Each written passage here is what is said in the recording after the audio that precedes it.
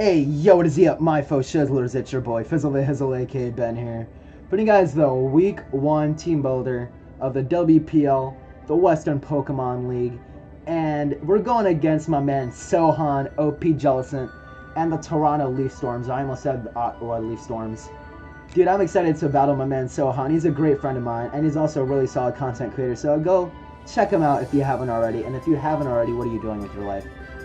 So yeah, man, I'm really excited to try to pick up our first dub of the season, and it would be really cool to beat Sohan as well, because he actually beat me once before in a beer battle, so gonna try to even that out. You feel?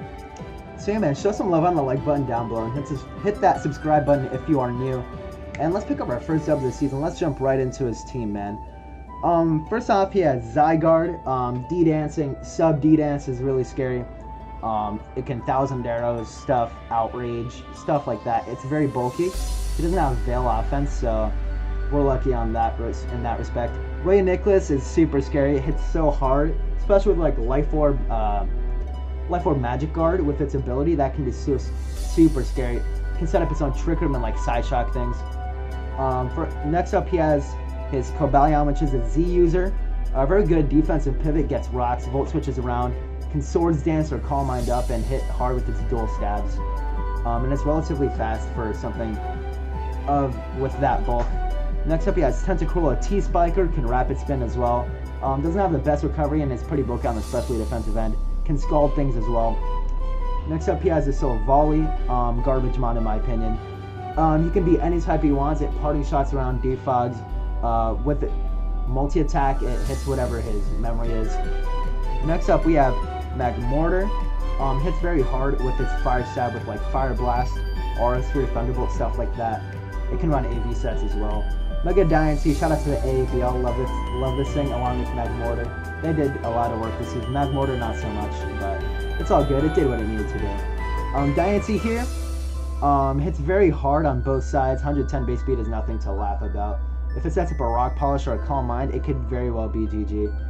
Next up, he has his second Z user in Torn T. Can Z a Hurricane things, and it gets regenerated, so every time it U-turns or switches out, it gets that regenerated boost, and it has really decent coverage on both sides as well.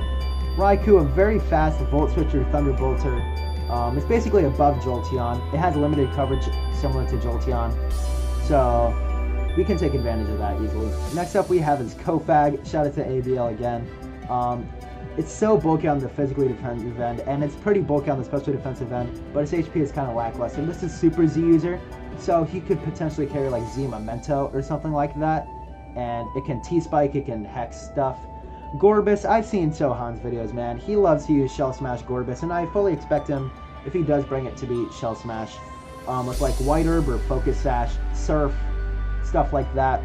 I don't really expect it to come, since I do have several responses to Gorbis, but you never know, man. So as far as hazards go, he has 2 Stealth Rockers, it looks like, with Cobalion and Diancie. He has 2 T-Spikers with Tentacruel and Kofag, and he has Defog with Silvally and Torn T, and a Rapid Spinner and Tentacruel. And that looks like it is it. And the 6 I predict him to bring are going to be Zygarde, Ray Nicholas, Cobalion for sure, Diancie, Kofag, and either Raikou or Magmortar, just so it can hit my Celesteela super effectively. If neither of them come, I'm going to be very amazed. And like always, you can see our team right above my face. So we got a new lighting situation, so that's why my face looks gooder. First up, we have Suijin, Scald, Earthquake, Ice Punch, and Toxic. Scald Earthquake is classic on Skarmory, and it hits the majority of his team for either super effective or neutral damage. The only thing that it doesn't hit very well is like Gorbis, but it still doesn't want to take an Earthquake. Like the Kofag, depends on the Silvally type, but Scald Earthquake looks really good. Ice Punch is there just to hit Zygarde hard, so we don't waste any time hitting that thing, and Torn T as well, so we can hit both of those things hard. We're more especially defensive because he does not have a lot of physically offensive threats, only like Zygarde, Silvally potentially, and that's it really. So we're more especially defensive to kind of handle the Cobalion and the Tentacruel, but we don't want to take a Scald and the Mega Dynasty well. And I'm just going to talk about it right now. We're bringing our 2 ground types because if he brings Raikou, which I do predict him to bring Raikou, he has to choose between HP Ice or Hidden Power Grass to cover either our Gligar or our Swampert. And if he brings Hidden Power Grass for Swampert, then he can't really touch my Fang here. If he brings Hidden Power Ice, then he can't really touch our Swampert, which is why we have a lot of special defense, so that he can't really touch us with HP Ice. So yeah, man, Toxic is there just to whittle things down, like this Silvally potentially, or even the Torrentee, Kofag as well. Kofag does appreciate switching into Swampert every single time and getting a burn off potentially. So yeah, man. Next up we have Shiva the Destroyer, our Mega Medicham, Drain Punch, Psycho Cut, Bullet Punch, and Bulk Up. So nothing really appreciates our dual stab well, other than like Ray Nicholas and Kofag. But the thing is with Medicham, if he switches in Kofag, predicting like a high jump kick or any physical contact move, we actually don't get Mummy if we click Psycho Cut, because Psycho Cut does not actually make contact with the Pokemon, so we don't get Mummy. We actually keep our Pure Power ability, and at +1 with Bulk Up, we can 2-hit KO Kofag. This thing is such a monster. Bullet Punch just to pick off things that are really low, and it 1-hit KOs Mega Diancie all the time. So if we can force something out and get a Bulk Up, maybe a Predict Switch into Kofag, he can't kill us with Shadow Ball, but he can burn us, which would be very detrimental, but I don't really feel like he'll go for the Will-O-Wisp, because we can just Bulk Up all over that thing. Next up we have Fang, like I was talking about earlier, holding the Eviolite and the Immunity ability, Earthquake, Roost, Stealth Rock, U-Turn. This is our rocker for this week. It's really good to whittle things down, especially like Kofag, things that want to switch into Medi. It appreciates getting rock support to pick up KOs or 2-hit KO things. Earthquake is there for general stab damage, Roost is there for longevity, and U-Turn is there so we don't become too passive, because sub D-Dance Zygarde is potentially a big threat, and we can't break its sub with an Earthquake, even with the attack investment, so we can just U-Turn out, but we do take hits from Zygarde for days if he doesn't have Substitute, so that's really good for us. Next up we have the thing that just rips apart his team. We outspeed everything. Torrentee is actually base 121 speed, so we get the upper hand there with Greninja. Dark Pulse, Hydro Pump, I don't really see us switching besides like Tentacruel, and that's it. And Ice Beam is there just so we can hit Zygarde and the Torrentee hard and potentially KO it. Taunt is for things that want to set up a T-Spikes or Rocks, or things that want to set up in front of me like the Zygarde, or even the Ray and Nicholas. So we can taunt those things. This might be our lead. We'll see in the matchup screens to see what I decide to lead, but this is my likely lead.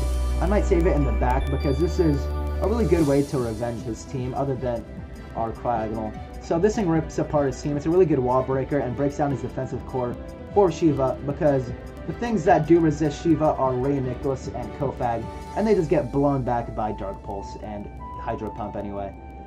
Next up we have our Special Defensive Apollo 13 Celesteela, Ground DMZ with Leech Seed, Protect, Heavy Slam, and Earthquake. Leech Seed and Protect is really good just to whittle down things, and we do get the Leech Seed bounced back at us by Mega Diancie, but that shouldn't be a problem at all because he can't really touch us with our Specially Defensive investment, and Heavy Slam kills 100% of the time.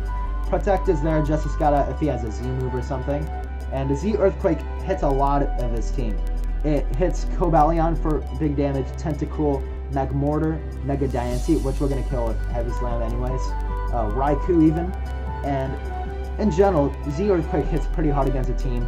12 for just general speed creep, 16 in attack, just so we can ensure some KOs. So this thing is going to be our switch into Mega Diancie basically every time, because even at +2 defense with Diamond Storm, it's not going to take a Heavy Slam, I'm going to be honest. Next up we have our second Revenge Killer, our final Pokemon, Freeze Dry, Ancient Power, Flash Cannon, Hidden Power, Fire, Choice Scarf, Cryogonal. Now, I do believe this outspeeds +2 Gorbis, and we do kill it with a Freeze Dry. And after Rocks, we break its Sash, and he can't live a Freeze Dry. Ancient Power is there just to hit the Magmortar, basically. Flash Cannon is there to hit the Mega Diancie, and Hidden Power, Fire is there just to hit the Cobalion in some form, shape, or fashion. So this thing could potentially revenge a lot of things. If we whittle down a lot of things with like Kakashi and Shiva, then Whiteout looks to be a pretty solid cleaner here. And this outspeeds everything on his team by buying some Scarfers and outspeeds +2 Gorbis. I might need to double check my calcs just to make sure, because he likes to shell smash Gorbis, and I'm not gonna lose to that today. So yeah, man, hit that like button if you're excited, and I'm really excited for this league. I love my team. I love my draft. If you haven't checked out my draft analysis, you should have done that before. It's in my playlist. My camera was off the whole time, but that's okay. Don't mind that. Thank you guys so much for watching. It means the world to me, and like always, have a swell day. Peace.